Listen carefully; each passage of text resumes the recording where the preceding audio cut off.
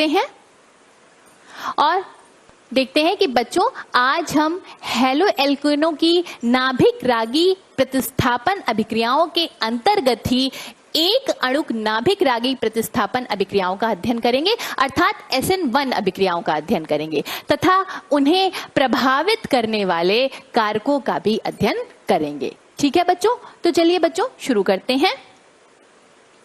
तो बच्चों ये संरचना जो आपके सामने है ये टर्शरी ब्यूटिल क्लोराइड की संरचना है और टर्शरी ब्यूटिल क्लोराइड जब हाइड्रोक्साइड आयन के साथ अभिक्रिया करता है तो देखिए क्या होता है, हमें क्या प्राप्त होता है बच्चों, देखिए टर्शरी ब्यूटिल अल्कोहल प्राप्त होता है और क्लोराइड आयन निकल जाता है।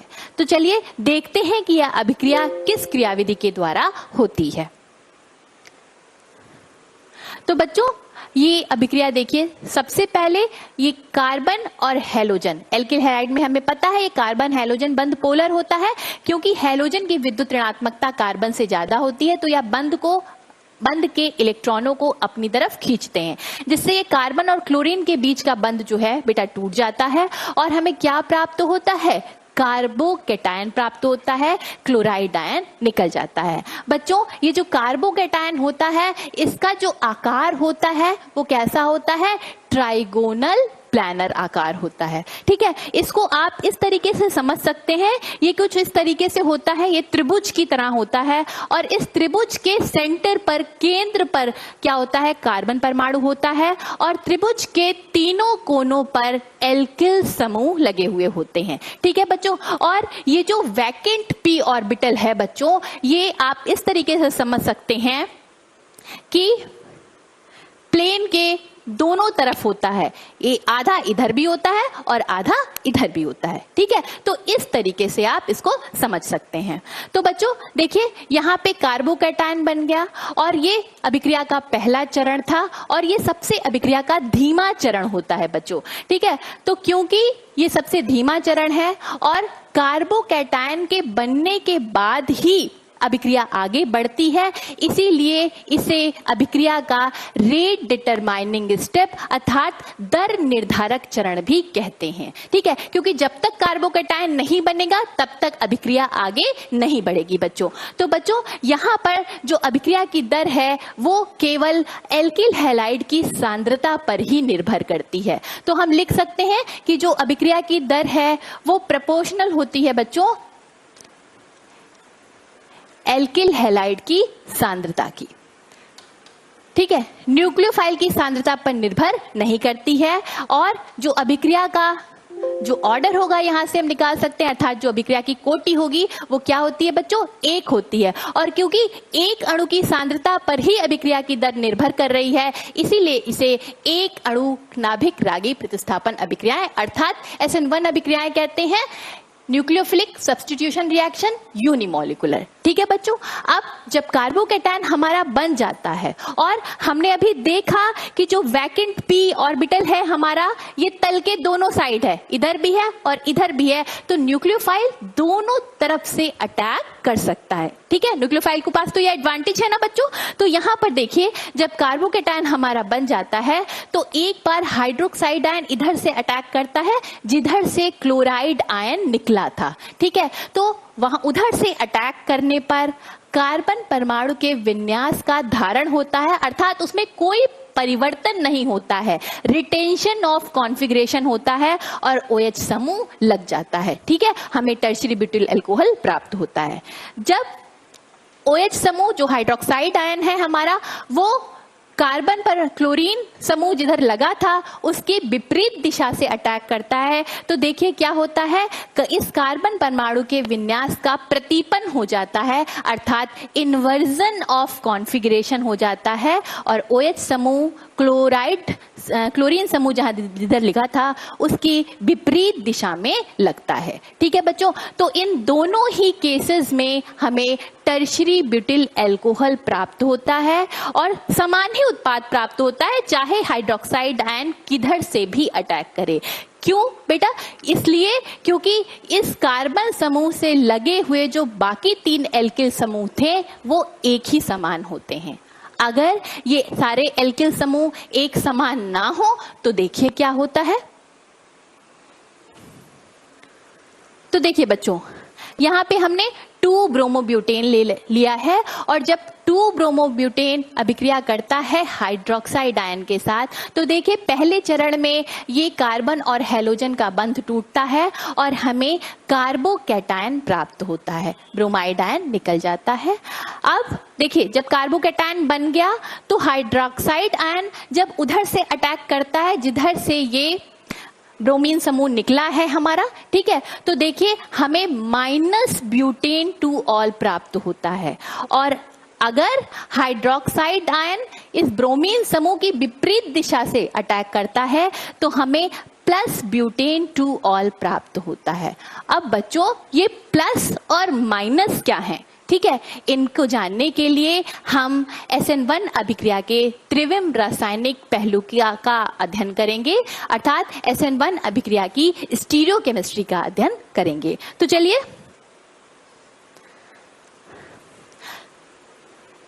तो बच्चों हम SN1 अभिक्रियाओं के त्रिविम रासायनिक पहलू अर्थात स्टीरियोकेमिस्ट्री पर चर्चा करने जा रहे हैं, और इस चर्चा में सबसे पहले हम डिस्कस करते हैं कि कायरलिटी क्या होती है।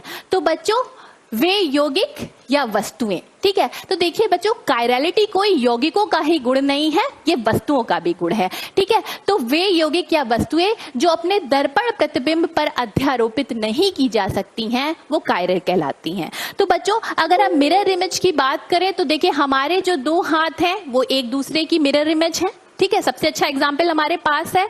और क्या ये दोनों जो मिरर इमेजेस हैं एक दूसरे की, क्या ये एक दूसरे पर अध्यारोपित की जा सकती हैं? नहीं की जा सकती ना, ठीक है, तो इसीलिए हमारे दोनों हाथ क्या हैं, कायरल हैं, ठीक है। अब बात करते हैं उन वस्तुओं की कि जो जिनका दर्पण प्रतिबिंब उनके ऊपर अध्यारोपित किया जा सकता है। तो देखिए यहाँ पे आप देख सकते हैं कि जैसे ये बोतल है और इसके प्रतिबिंब को इस बोतल के ऊपर अध्यारोपित किया जा सकता है, तो वे यौगिक या वस्तुएं जो अपने दर्पण प्रतिबिंब पर अध्यारोपित हो जाती हैं उन्हें हम क्या कहते हैं बच्चों, अकायरल वस्तुएं कहते हैं। यहाँ तो बच्चों हमने बात की यौगिकों की, अब हम बात करते हैं यहाँ पे हमने बात की वस्तुओं की, अब हम बात करते हैं यौगिकों की, ठीक है। तो चलिए यहाँ पर ब्यूटेन 2 ऑल है, और ब्यूटेन 2 ऑल में हम देखते हैं कि बच्चों ये जो कार्बन है इससे 4 भिन्न समूह लगे हुए हैं, ठीक है, और ऐसा कार्बन जिससे 4 भिन्न समूह लगे हुए होते हैं ऐसे कार्बन को हम कायरल कार्बन या असम्मित कार्बन कहते हैं, ठीक है। और क्योंकि ब्यूटेन 2 ऑल में कायरल कार्बन पाया जाता है इसीलिए यह एक कायरल यौगिक है। तो बच्चों अभी हमने देखा था कायरलिटी की कंडीशन क्या है कि उसका दर्पण प्रतिबिंब उस पर अध्यारोपित नहीं होना चाहिए। तो यहाँ हम देखते हैं कि क्या ऐसा होता है या नहीं होता है। तो देखिए ब्यूटेन 2 ऑल का दर्पण प्रतिबिंब इस प्रकार से बनेगा, ये OH इधर आ जाएगा, ठीक है, और ये इधर आ जाएगा, ठीक है। तो अगर इसकी दर्पण प्रतिबिंब को हम इसके ऊपर अध्यारोपित कराना चाहें तो बच्चों देखिए यहाँ पर तो हाइड्रोक्सिल समूह इधर है और इनके केस में हाइड्रोक्सिल समूह इधर है, तो हम क्या करते हैं इस यौगिका को इस एक्सिस पर, ये जो सीधी एक्सिस है इस पर हम क्या करते हैं 180 डिग्री घुमा देते हैं। जब हम 180 डिग्री इसको घुमाएंगे तो देखिए ये हाइड्रोक्सिल समूह इधर चला जाएगा, ठीक है। और यहाँ पर हम देखते हैं एथिल समूह, क्योंकि ये सॉलिड लाइन से बना हुआ है, एथिल समूह अबव द प्लेन था, ठीक है, तो जब 180 डिग्री घुमाएंगे तो यह बिलो द प्लेन चला जाएगा, यानी कि प्लेन के नीचे चला जाएगा। और यहाँ पे मेथिल समूह जो प्लेन के नीचे था वो 180 डिग्री घुमाने पर अबव द प्लेन आ जाएगा, अर्थात प्लेन के ऊपर आ जाएगा। तो बच्चों जब और हमें यौगिक गा प्राप्त होगा, अगर हम इस गा यौगिक को का यौगिक के ऊपर अध्यारोपित करें तो देखिए एथिल समूह के ऊपर कौन आ गया, मेथिल समूह आ गया। तो इसका मतलब ये अपने दर्पण प्रतिबिंब पर अध्यारोपित नहीं होता है, इसीलिए यह कायरल है, ठीक है बच्चों। और कायरल यौगिकों का एक बहुत महत्वपूर्ण गुण ये होता है बच्चों कि ये समतल ध्रुवित प्रकाश को घुमाने की क्षमता रखते हैं। तो चलिए देखते हैं। तो यहाँ पे बच्चों अगर हम बात ये करें कि इस यौगिक का में और इस यौगिक खा में क्या संबंध है, तो देखिए बच्चों इन दोनों ही यौगिक का ब्यूटेन 2 ऑल में अणुसूत्र भी समान है, संरचना सूत्र भी समान है। ठीक है, अंतर क्या है बच्चों? अंतर केवल इस कार्बन के त्रिविमीय विन्यास की व्यवस्था में है। अर्थात कार्बन परमाणु के 3D स्ट्रक्चर में ये जो ग्रुप लगे हुए हैं उनके अरेंजमेंट में केवल अंतर है। ठीक है, तो इसीलिए ये दोनों एक दूसरे के त्रिविम समावयवी कहलाते हैं, अर्थात स्टीरियो आइसोमर कहलाते हैं। और वे स्टीरियो आइसोमर जिनके दर्पण प्रतिबिंब एक दूसरे पर अध्यारोपित नहीं होते हैं उन्हें हम क्या कहते हैं बच्चों? एनेंशियोमर कहते हैं। तो ये दोनों एक दूसरे के क्या हैं बच्चों? एनेंशियोमर हैं। इसको आप ध्यान रखेंगे। और बच्चों एनेंशियोमर्स जो होते हैं उनके ज्यादातर भौतिक गुणधर्म समान होते हैं। गलनांक है, क्वथनांक है, विलेयता है, अपवर्तनांक अर्थात रिफ्रैक्टिव इंडेक्स है, ये सब समान होते हैं। लेकिन फर्क सिर्फ इतना होता है कि ये समतल ध्रुवित प्रकाश को विपरीत दिशाओं में घुमाते हैं। ठीक है, अगर ये यौगिक जो है अगर वो घड़ी की सुई की दिशा में अर्थात दक्षिणावर्त घुमाएगा तो यौगिक का जो है वो समतल ध्रुवित प्रकाश को वामावर्त घुमाएगा अर्थात घड़ी की सुई की विपरीत दिशा में घुमाएगा। तो बच्चों आइए जानते हैं क्या होता है अध्रुवित प्रकाश, समतल ध्रुवित प्रकाश और कैसे ये दोनों क्योंकि ये केवल प्रकाश को घुमाने की दिशा में इन दोनों में अंतर होता है, इन दोनों एनेंशियोमर में, तो इसीलिए बच्चों इन्हें प्रकाशिक समावयवी भी कहते हैं। तो हम ये भी देखते हैं कि ये प्रकाशिक समावयवी किस प्रकार समतल ध्रुवित प्रकाश को घुमाते हैं। ठीक है, तो बच्चों यहां पर देखिए, आप इस चित्र को देखिए, ये अनपोलराइज्ड लाइट यानी अध्रुवित प्रकाश होता है जिसमें विद्युत वेक्टर के जो कंपन होते हैं वो तरंग संचरण की दिशा के लंबवत सभी दिशाओं में पाए जाते हैं। ऐसे प्रकाश को हम अध्रुवित प्रकाश या अनपोलराइज्ड लाइट कहते हैं। जब अनपोलराइज्ड लाइट को हम निकोल प्रिज्म से गुजारते हैं बच्चों तो हमें प्लेन पोलराइज्ड लाइट प्राप्त हो जाती है अर्थात समतल ध्रुवित प्रकाश प्राप्त हो जाता है। और इसमें जो विद्युत वेक्टर के कंपन होते हैं वो तरंग संचरण की दिशा के लंबवत एक ही तल में पाए जाते हैं। तो जब प्लेन पोलराइज्ड लाइट को हम पोलैरीमीटर ट्यूब से गुजारते हैं और इसमें हमने ऑप्टिकल आइसोमर का प्रकाशिक समावयवी का विलयन जो होता है वो भर लेते हैं। ठीक है, तो जब हम घुमाते हैं तो हम ये देखते हैं कि जो हमारा समतल ध्रुवित प्रकाश है वो कुछ डिग्री घूम जाता है और इसे हम एनालाइज करते हैं निकोल प्रिज्म एनालाइजर से। ठीक है, तो इसको हम और अच्छी तरीके से समझते हैं आगे चलकर। तो देखिए यहाँ पे हमने अध्रुवित प्रकाश लिया और उसे जब हमने निकोल प्रिज्म से पास कराया तो देखिए हमें प्लेन पोलराइज्ड लाइट मिल गई यानी कि समतल ध्रुवित प्रकाश मिल गया। और अगर हम पोलैरीमीटर में मान लीजिए कि ये यौगिक A है, ठीक है, पोलैरीमीटर में हम ये इस यौगिक का जो है सॉल्यूशन भर लेते हैं तो हम ये देखते हैं कि ये यौगिक समतल ध्रुवित प्रकाश को घड़ी की सुई की दिशा में घुमाता है अर्थात दक्षिणावर्त घुमाता है। इसीलिए हम इस यौगिक को डेक्स्ट्रो रोटेटरी कहते हैं और इसे स्मॉल d या प्लस साइन से प्रदर्शित किया जाता है। ठीक है, इसीलिए बच्चों इस यौगिक को हमने क्या कहा था? Plus butane two all. ठीक है, और अगर हम इस यौगिक का एनेंशियोमर, ये यौगिक B है जो कि पहले वाले यौगिक का एनेंशियोमर है, पोलैरीमीटर ट्यूब में अगर इसका सॉल्यूशन भरते हैं तो हम देखते हैं कि यह समतल ध्रुवित प्रकाश को घड़ी की सुई की विपरीत दिशा में घुमाता है अर्थात वामावर्त घुमाता है। इसीलिए इसे हम क्या कहते हैं? लेवो रोटेटरी कहते हैं और इसे स्मॉल l या माइनस साइन से प्रदर्शित किया जाता है। ठीक है बच्चों, तो चलिए देखते हैं एक बार SN1 अभिक्रिया की स्टीरियोकेमिस्ट्री। तो देखिए बच्चों, जब 2 ब्रोमोप्रोपेन जो होता है हाइड्रोक्साइड आयन से अभिक्रिया करता है तो सबसे पहले चरण में मैंने बताया ये बंध टूट जाएगा और कार्बोकैटायन प्राप्त हो जाता है। ठीक है, और जब कार्बोकैटायन पे हाइड्रोक्साइड आयन दोनों दिशा से अटैक कर सकता है तो जब हाइड्रोक्साइड आयन उधर से अटैक करता है जिधर से ब्रोमीन निकली है तो देखिए हमें माइनस ब्यूटेन टू ऑल प्राप्त होता है अर्थात ये लेवोरेटरी था ये।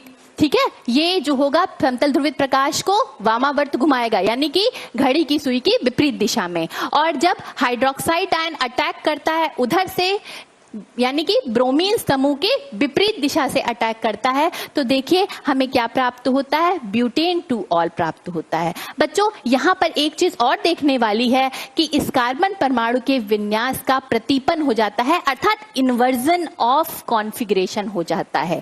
लेकिन यहाँ पे क्या होता है कि रिटेंशन ऑफ कॉन्फ़िगरेशन होता है, यानी विन्यास जो हमारा होता है वो अपरिवर्तित रहता है। ठीक है, तो SN1 अभिक्रिया में हमें 2 एनेंशियोमर प्राप्त होते हैं, 2 प्रकाशिक समावयवी प्राप्त होते हैं। और बच्चों SN1 अभिक्रिया में विन्यास का प्रतिपन भी होता है और विन्यास का धारण भी होता है। यहां पर धारण हो रहा है और यहां पर इन्वर्जन ऑफ कॉन्फ़िगरेशन हो रहा है। ठीक है, अगर बच्चों हमारे पास कोई ऐसा मिक्सचर है जिसमें 2 एनेंशियोमर 50-50 रेशियो में है, ठीक है, मान लीजिए हमारे पास कोई ऐसा मिक्सचर है जिसमें ये दोनों एनेंशियोमर जो हैं वो 50-50 रेशियो में होते हैं, तो ऐसे मिक्सचर को हम रेसिमिक मिक्सचर कहते हैं। और रेसिमिक मिक्सचर जो बच्चों होते हैं वो ऑप्टिकली इनएक्टिव होते हैं, क्योंकि एक प्रकाशिक समावयवी प्रकाश को जितना दक्षिणावर्त घुमाएगा, दूसरा प्रकाशिक समावयवी जो होगा वो प्रकाश को उतना ही वामावर्त घुमा देगा। तो जो रिजल्टेंट रोटेशन होगा बच्चों वो कितना होगा, 0 होगा। ठीक है, तो यहां से हमने कंक्लूजन ये निकाला बच्चों कि SN1 अभिक्रिया में क्या होता है, विन्यास का धारण भी होता है और विन्यास का, कार्बन परमाणु के विन्यास का इन्वर्जन भी होता है, प्रतिपन भी होता है। ठीक है बच्चों,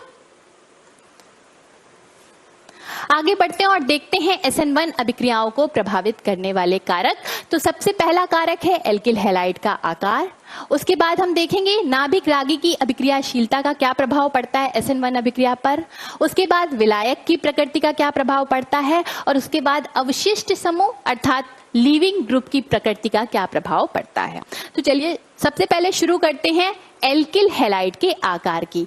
तो बच्चों हमें पता है कि SN1 अभिक्रिया में कार्बोकैटायन बनते हैं, तो इस अभिक्रिया में जितना स्थायी कार्बोकैटायन बनेगा SN1 अभिक्रिया की जो दर होगी वो उतनी ही ज्यादा होगी। तो बच्चों हमें पता है जो 3 डिग्री कार्बोकैटायन होते हैं वो सबसे ज्यादा स्थायी होते हैं किन से, 2 डिग्री कार्बोकैटायन से।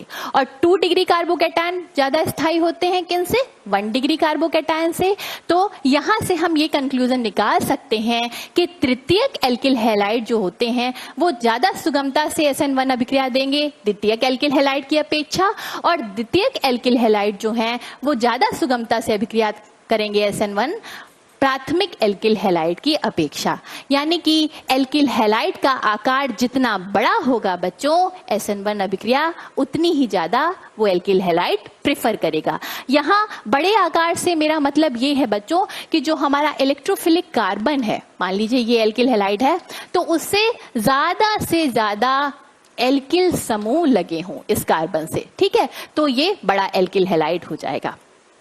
बात हम करें अगर एलिलिक हैलाइड और बेंजिलिक हैलाइड की, तो बच्चों हमें पता है एलिलिक कार्बोकैटायन और बेंजिलिक कार्बोकैटायन दोनों रेजोनेंस के द्वारा अर्थात अनुनाद के द्वारा स्थायित्व प्राप्त करते हैं बच्चों। तो इसीलिए एलिलिक हैलाइड और बेंजिलिक हैलाइड तो SN1 अभिक्रिया के माध्यम से ही न्यूक्लियोफिलिक सब्स्टिट्यूशन रिएक्शन देते हैं। ठीक है, अब आगे बढ़ते हैं और देखते हैं नाभिक रागी की अभिक्रियाशीलता का क्या प्रभाव पड़ता है SN1 अभिक्रिया में। तो बच्चों दुर्बल नाभिक रागी जो होते हैं उनकी उपस्थिति में SN1 अभिक्रिया सुगमता से हो जाती है, क्योंकि बच्चों अगर हमारा नाभिक रागी प्रबल होगा तो देखिए क्या करेगा वो, ठीक है, वो क्या करेगा एल्किल हाइड्राइड पे, यहाँ पे अगर हम स्ट्रॉन्ग न्यूक्लियोफाइल ले लेंगे तो वो वेट नहीं करेगा कि ये बंध टूटे और ये कार्बोकैटायन बनाए। अगर ये प्रबल है तो ये डायरेक्टली जाकर के इसके ऊपर अटैक कर देगा और SN2 अभिक्रिया हो जाएगी। तो SN1 अभिक्रिया के होने के लिए हमें क्या चाहिए बच्चों, दुर्बल न्यूक्लियोफाइल चाहिए होता है। तो देखते हैं कि न्यूक्लियोफिलिसिटी कैसे बदलती है बच्चों। तो आवर्त सारणी में बाएं से दाएं जाने पर, ठीक है, न्यूक्लियोफिलिसिटी घटती है। क्यों घटती है, क्योंकि वैद्युत ऋणात्मकता बढ़ती है बच्चों, ठीक है, ये आपको पता है। और वैद्युत ऋणात्मकता क्या होती है बच्चों, इलेक्ट्रॉन को अपनी तरफ खींचने की प्रवृत्ति, ठीक है। तो बच्चों यहाँ पे 4 आयन लिखे हुए हैं मैंने, CH3 minus ion, NH2 minus ion, OH minus ion और F माइनस आयन। ठीक है, और बच्चों आप पढ़ चुके हैं पिछले व्याख्यान में कि न्यूक्लियोफिलिसिटी क्या होती है, कि कोई न्यूक्लियोफाइल कितनी तीव्रता से इलेक्ट्रोफिलिक कार्बन पर जाकर अटैक करता है, ठीक है, और उसके साथ बंध बना लेता है। ठीक है, तो यहाँ पे देखिए अपने इलेक्ट्रॉन सुगमता से भी देना चाहिए। तो यहाँ पे देखिए कार्बन की विद्युत ऋणात्मकता नाइट्रोजन, ऑक्सीजन और फ्लोरीन की अपेक्षा सबसे कम है, क्योंकि देखिए कार्बन यहाँ पर है और इधर जाने पर विद्युत ऋणात्मकता बढ़ रही है। तो CH3 माइनस आयन सबसे अच्छा न्यूक्लियोफाइल होगा, और क्योंकि नाइट्रोजन की विद्युत ऋणात्मकता कार्बन से ज्यादा है, इसलिए NH2 minus ion CH3 minus ion की अपेक्षा दुर्बल न्यूक्लियोफाइल होगा। OH minus ion NH2 minus की अपेक्षा दुर्बल न्यूक्लियोफाइल होगा, और क्योंकि फ्लोरीन की विद्युत ऋणात्मकता सबसे ज्यादा है, अतः यह सबसे दुर्बल न्यूक्लियोफाइल होगा। तो अगर हमें SN1 अभिक्रिया करानी है तो SN1 अभिक्रिया का जो ऑर्डर होगा वो बेटा इसके जस्ट रिवर्स होगा, सबसे दुर्बल न्यूक्लियोफाइल सबसे अच्छी SN1 अभिक्रिया करेगा। ठीक है, क्लियर हो गई ये बात? आगे बढ़ते हैं और देखते हैं। तो बच्चों जो उदासीन स्पीसीज होती हैं, ठीक है, वो दुर्बल न्यूक्लियोफाइल होती हैं ऋणात्मक आवेश वाली स्पीशीज की अपेक्षा। ठीक है, तो क्यों ऐसा क्यों होता है? क्योंकि जो ऋणात्मक आवेश युक्त स्पीशीज होती हैं उन पर इलेक्ट्रॉन डेंसिटी क्या होती है बच्चों? ज्यादा होती है। ठीक है, इसी कारण जो H2O है वो दुर्बल न्यूक्लियोफाइल है OH माइनस आयन की अपेक्षा, और अमोनिया जो है वो दुर्बल न्यूक्लियोफाइल है NH2 माइनस आयन की अपेक्षा। तो यहां से हम कह सकते हैं जो संयुग्मी अम्ल होते हैं, जैसे कि H2O संयुग्मी अम्ल है, और किसका संयुग्मी अम्ल है बच्चों? OH माइनस आयन का, ये क्षार है। ठीक है, इसका तो संयुग्मी अम्ल अपने क्षार की अपेक्षा दुर्बल न्यूक्लियोफाइल होते हैं। ठीक है, आगे बढ़ते हैं और देखते हैं विलायक की प्रकृति। तो बच्चों SN1 अभिक्रिया जो होती हैं वो पोलर प्रोटिक विलायक की उपस्थिति में सुगमता से होती हैं। पोलर प्रोटिक विलायक कौन कौन से होते हैं बच्चों? जैसे H2O है, C2H5OH है, एथिल अल्कोहल है। तो बच्चों यहाँ पे हमें पता है कि H2O में ऑक्सीजन जो है उसकी विद्युत ऋणात्मकता ज्यादा होती है, इसलिए उस पर आंशिक ऋणावेश होता है, और हाइड्रोजन पर आंशिक धनावेश होता है। और हमें यह भी पता है कि SN1 अभिक्रिया में कार्बोकैटायन बनता है। तो बच्चों यहाँ पे जो पोलर प्रोटिक विलायक होता है वो कार्बोकैटायन को विलायक योजन के द्वारा अर्थात सॉल्वोलिसिस के द्वारा स्थायित्व प्रदान करता है। जैसे यहाँ पे अगर हम जल विलायक के रूप में लेते हैं तो ऑक्सीजन के जो अणु होते हैं ये कार्बोकैटायन को क्या करते हैं? घेर लेते हैं। ठीक है, और उसे स्थायित्व प्रदान करते हैं। इसीलिए पोलर प्रोटिक विलायकों की उपस्थिति में SN1 अभिक्रिया सुगमता से होती है। ठीक है बच्चों, आगे बढ़ते हैं और देखते हैं अवशिष्ट समूह की प्रकृति का क्या असर पड़ता है SN1 अभिक्रिया में। तो बच्चों अवशिष्ट समूह जितना दुर्बल क्षार होगा उतना ही आसानी से वो अभिक्रिया से निकल जाएगा, क्योंकि प्रबल क्षार को सिस्टम से निकालना बहुत मुश्किल होता है बच्चों। ठीक है, तो दुर्बल क्षार जो होते हैं बच्चों वो अच्छे अवशिष्ट समूह होते हैं। आइए देखते हैं कैसे। ठीक है, यहाँ पे हमने लीविंग ग्रुप की एबिलिटी लिख रखी है कि सबसे अच्छा लीविंग ग्रुप आयोडाइड आयन होता है, फिर ब्रोमाइड आयन, फिर क्लोराइड आयन और फिर फ्लोराइड आयन। पर ऐसा क्यों? तो बच्चों हमने इनके संगत एसिड्स लिख सकते हैं, ये हाइड्रोजन हैलाइड्स हैं। बच्चों जैसे जैसे हाइड्रोजन हैलाइड, ये HF है, ये HCl, ये HBr और ये बच्चों ये यहाँ पर इनकी बॉन्ड लेंथ दे रखी है और ये एंगस्ट्रॉम में है बॉन्ड लेंथ। ठीक है, देखिए सबसे कम बॉन्ड लेंथ होती है HF की 0.9 एंगस्ट्रॉम, HCl की 1.27 एंगस्ट्रॉम, HBr की 1.41 एंगस्ट्रॉम और HI की सबसे ज्यादा होती है 1.61 एंगस्ट्रॉम। अर्थात ग्रुप में जाने पर बंध की जो दूरी है वो नीचे जाने पर बंध की दूरी बढ़ रही है, तो और बंध जितना लंबा होगा उसको तोड़ना उतना ही आसान हो जाएगा, है ना बच्चों। तो HI को तोड़ने के लिए हमें सबसे कम ऊर्जा देनी पड़ रही है, तो इसका मतलब HI सबसे जल्दी टूट जाएगा और H+ आयन देगा, है ना। तो बच्चों अगर हम एसिडिटी का क्रम लिखें इनकी, ठीक, तो सबसे अच्छा एसिड HI होगा क्योंकि ये सबसे आसानी से टूट रहा है, फिर HBr होगा, फिर HCl होगा और फिर HF होगा। ठीक है बच्चों, और हमें पता है बच्चों, जो अम्ल जितना प्रबल अम्ल होता है उसका जो संयुग्मी क्षार होता है वो उतना ही दुर्बल क्षार होता है। यानी कि I- जो होगा वो सबसे दुर्बल क्षार होगा। अगर हम बेसिसिटी का क्रम लिखें, क्षारकता का क्रम लिखें बच्चों, तो I- सबसे दुर्बल क्षार होगा, फिर Br-, फिर क्लोराइड माइनस और फिर फ्लोराइड माइनस। और हमने अभी बताया है दुर्बल क्षार अच्छे लीविंग ग्रुप होते हैं। ठीक है, तो आयोडाइडाइन सबसे अच्छा लीविंग ग्रुप, फिर ब्रोमाइड, फिर क्लोराइड और अंत में फ्लोराइड। ठीक है, आगे बढ़ते हैं और यहाँ पे हमने तुलना की है SN1 और SN2 अभिक्रिया की। तो बच्चों यहाँ पे जो है जो दर होती है SN1 अभिक्रिया की वो केवल एक अणु की सांद्रता पर निर्भर करती है, एल्किल हैलाइड की सांद्रता पर। ठीक है, जबकि SN2 अभिक्रिया की एल्किल हैलाइड की सांद्रता पर भी निर्भर करती है और न्यूक्लियोफाइल की सांद्रता पर भी निर्भर करती है। कोटि जो अभिक्रिया की होती है वो ऑर्डर ऑफ रिएक्शन 1 होता है, इनका ऑर्डर ऑफ रिएक्शन 2 होता है। ठीक है, यहाँ पर SN1 अभिक्रिया के लिए हमें दुर्बल नाभिक रागी चाहिए होते हैं, सामान्यतः उदासीन यौगिक हो तो और अच्छा रहेगा, जिससे कार्बोकैटायन आराम से बन जाए अभिक्रिया में। यहाँ पे जितना प्रबल नाभिक रागी होगा वो उतनी ही तीव्रता से इलेक्ट्रोफिलिक सेंटर पर जाकर अटैक करेगा बच्चों। ठीक है, तो SN2 अभिक्रिया के लिए हमें प्रबल नाभिक रागी चाहिए। विलायक, देखिए विलायक SN1 अभिक्रिया के लिए हमें पोलर प्रोटिक चाहिए होता है, जैसे H2O और ROH, क्योंकि ये विलायक वियोजन के द्वारा कार्बोकैटायन को स्थायित्व प्रदान करते हैं। जबकि SN2 अभिक्रिया के लिए पोलर ए प्रोटिक विलायक चाहिए बच्चों। ठीक, ए प्रोटिक विलायक होना चाहिए और DMSO या एसीटोन की तरह का। ठीक है बच्चों, और अगर हम बात करें स्टीरियोकेमिस्ट्री की तो यहाँ पे हमने देखा है कि विन्यास का धारण भी होता है, यानी रिटेंशन ऑफ कॉन्फ़िगरेशन भी होता है बच्चों, और इन्वर्जन ऑफ कॉन्फ़िगरेशन भी होता है, तो रेसिमीकरण होता है यहाँ पर। जबकि SN2 अभिक्रिया में केवल इन्वर्जन ऑफ कॉन्फ़िगरेशन होता है।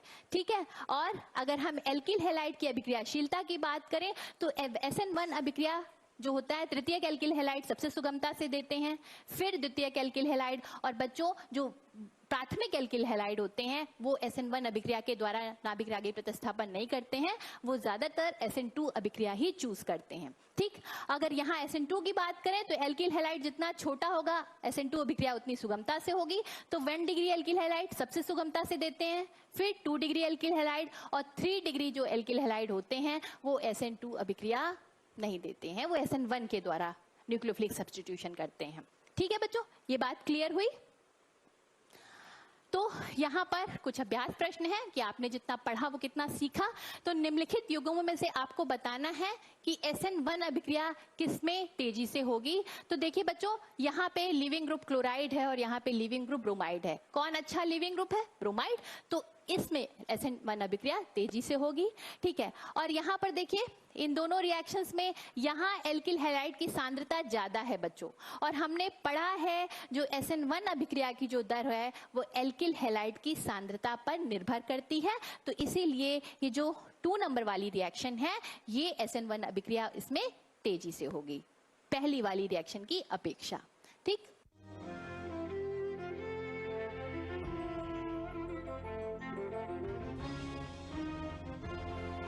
ये कुछ पेपर्स हैं, एग्जाम से पहले ही आपके पेपर जो हैं यही स्कूल के पिछवाड़े में बिक रहे हैं। कौन बेच रहा है? प्लीज सर आप मुझे बताइए। आप ही के स्कूल के क्लर्क हैं। हम लोग